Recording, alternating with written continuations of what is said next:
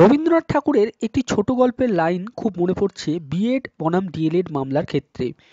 শেষ হইয়াও হইল না শেষ, অর্থাৎ এই বিএড বনাম ডিএলএড মামলাটি যেন শেষ হয়েও শেষ হচ্ছে না।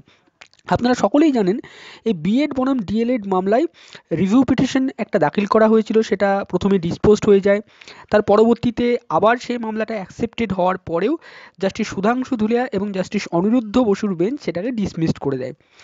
এরপরে কিন্তু আবারও একটি মামলা সুপ্রিম কোর্টে ফাইল করা হয়েছে জানুয়ারির গত 7 তারিখে। তার মামলা নাম্বার হচ্ছে 1097/2024। এই মামলাটি করা হয়েছে বিএড ছাত্র ওয়েলফেয়ার অ্যাসোসিয়েশনের পক্ষ থেকে। রেসপন্ডেন্ট রয়েছেন ইউনিয়ন অফ ইন্ডিয়া। এই মামলার যে মূল দাবি সেটা কি, সেটা হচ্ছে এনসিটি 2018 সালের 28শে জুন একটি গেজেট নোটিফিকেশন আনে এবং সেখানে তারা বলে যে বিএড প্রাথমিকে এলিজিবল, বিএড করা যে কোনো ছাত্রছাত্রী তারা প্রাইমারি টিচারের জন্য এলিজিবল। পরবর্তীতে চাকরি পাওয়ার পরে তারা 6 মাসের একটি ব্রিজ কোর্স করে নেবে।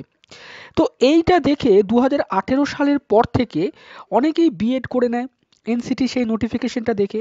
এবার এই সমস্ত ছাত্রদের দাবি এইটাই যে এনসিটি যে নোটিফিকেশনটা এনেছে সেইটা যে ভুল সেটা তারা কি করে জানবে। অর্থাৎ তার পরবর্তীতে 2018 থেকে 2023 সাল অবধি যে সমস্ত ছাত্রছাত্রীরা বিএড করে ফেলেছেন, অর্থাৎ সুপ্রিম কোর্টের যে জাজমেন্টটা এসছে 2023 সালের 11ই অগাস্ট, যেখানে মহামান্য সুপ্রিম কোর্ট এনসিটির ওই যে নোটিফিকেশন 2018 সালের 28শে জুন সেটাকে বাতিল করেছেন, তাহলে তার আগে যারা বিএড করে ফেলেছেন এনসিটির নোটিফিকেশন দেখে তাদের দোষটা কোথায়, এই মর্মে তারা কিন্তু সুপ্রিম কোর্টে আবারও একটি কেস ফাইল করেছেন। তার নম্বরটা হচ্ছে 1097/2024। আমরা যদি সুপ্রিম কোর্টের অফিসিয়াল ওয়েবসাইটে গিয়ে সেই কেসটার কেস স্ট্যাটাস চেক করি তাহলে দেখতে পারবো যে এই মামলাটা দেখুন, ডায়েরি নম্বর 1097/2024, বিএড ছাত্র welfare association versus union of India. এই মামলাটা ফাইল করা হয়েছে 7/1/2024 সালে। এই মামলাটা honourable justice P S Narasimha and honourable justice Arvind Kumar স্যারের বেঞ্চে সিরিয়াল নাম্বার 16তে রয়েছে এবং এই মামলার শুনানি হবে কিন্তু 22/1/2024, অর্থাৎ আগামীকালকে সোমবার এই মামলাটার কিন্তু গুরুত্বপূর্ণ শুনানি হতে চলেছে।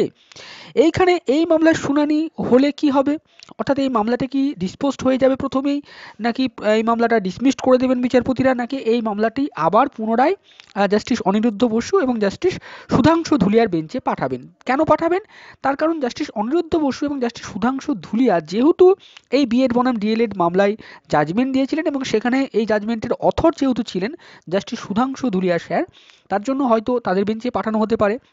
আদারওয়াইজ এই মামলাটির গতি প্রকৃতি কী হয় এটা আমরা আগামীকালকেই বুঝতে পারবো। আগামীকালকে এই মামলাটা উঠলে এই মামলার কি দিক বেরিয়ে আসছে, নতুন করে কি শুনানিতে কোন কোন দিকগুলো উঠে আসছে, যারা বিএডদের পক্ষ থেকে লড়াই করছেন তারা কি বলেন, এবং union of India specifically NCT তারা কি জানায়, বিচারপতিরা কি বলেন এবং মামলাটি কি এন্টারটেন করা হয় কিনা, অর্থাৎ বিচারপতিরা কি মামলাটা আদৌ শুনতে চান কিনা, এটাও কিন্তু অত্যন্ত গুরুত্বপূর্ণ। তাহলে আজকের এই ভিডিওতে আমরা এই ইনফরমেশনটুকু দেওয়ার ছিল আমাদের, সেটুকু আমরা আপনাদেরকে প্রোভাইড করলাম। আমাদের এই চ্যানেলে যদি আপনাদের কাজ ভালো লাগে তাহলে অবশ্যই চ্যানেলটি সাবস্ক্রাইব করে রাখবেন যে কোনো ইনফরমেশন অথেন্টিক এবং নিরপেক্ষভাবে পাওয়ার জন্য। আজকের এই ভিডিওটি শেষ অবধি দেখার জন্য আপনাদের সকলকে জানাই অসংখ্য ধন্যবাদ।